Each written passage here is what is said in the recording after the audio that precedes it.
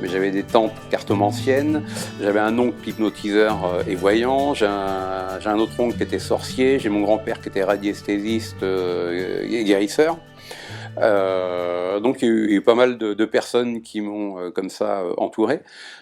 Donc j'ai toujours considéré ça comme normal. Pour maîtriser les bases du mentalisme, parce que l'idée c'est de maîtriser un peu toutes les bases et puis ensuite de se diriger vers ce quoi on se sent le plus d'affinité, parce qu'on peut pas exceller dans toutes les branches du mentalisme. C'est une voie de développement personnel.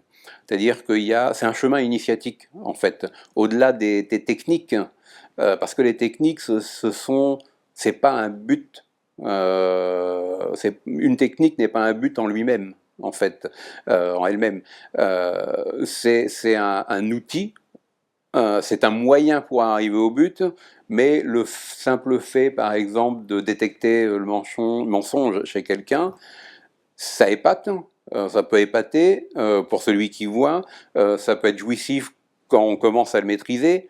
Mais la question que j'ai envie de poser, et alors on va commencer par un tout petit test. Tu t'aimes bien le cinéma? Ouais. Alors j'imagine que tu dois avoir, comme beaucoup, comme moi, tu dois avoir un acteur ou une actrice favori. D'accord? Tu l'as en tête? Ah oui, oui. Formidable. Alors, sans me le dire, moi je vais me tourner un petit peu. Et je vais te demander d'écrire sur le petit Bristol le nom de l'acteur ou de l'actrice, hein, peu importe. Et puis une fois que c'est fait, tu retournes le petit carton pour pas que je puisse le voir. D'accord? Je t'en prie. Alors je vais te demander maintenant d'écrire le nom d'un autre acteur ou d'une autre actrice, mais qui est neutre, c'est-à-dire que tu aimes moins, que tu apprécies moins. Il y en a des tas. Ou même que tu n'aimes pas du tout, hein. Ça peut être le cas, hein. Ça peut être n'importe quel acteur ou n'importe quelle actrice. Ou que tu n'aimes pas du tout. Hop là. Alors, tu vas faire la même chose, avec toujours un acteur que tu apprécies moyennement ou pas du tout, ou qui est neutre. D'accord? Hop là. Il y en a un petit paquet.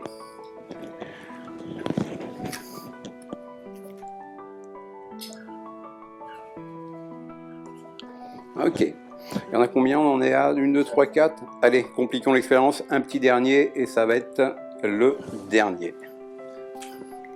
Un acteur ou une actrice que tu apprécies moyennement, ou pas du tout.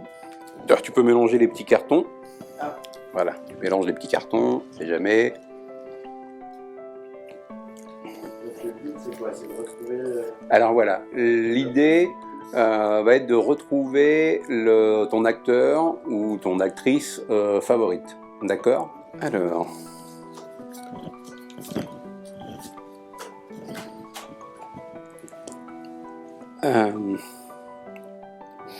je vais essayer d'utiliser l'intuition, mais bon, je vais, avant de les